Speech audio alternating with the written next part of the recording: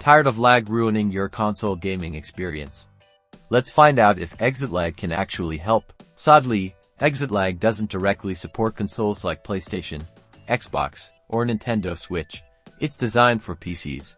ExitLag works by optimizing your PC's internet connection, routing your game traffic through the best possible servers to reduce ping. But there's a workaround. You can share your PC's internet connection with your console.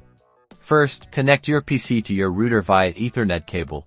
Next, on your Windows PC, go to Settings, then Network and Internet, and select Mobile Hotspot. Turn on the Mobile Hotspot feature, configure the hotspot settings, giving it a name and a secure password. On your console, connect to the Wi-Fi network you just created on your PC. Now, with ExitLag running and optimizing your game on your PC, your console's internet traffic will be routed through the PC's optimized connection.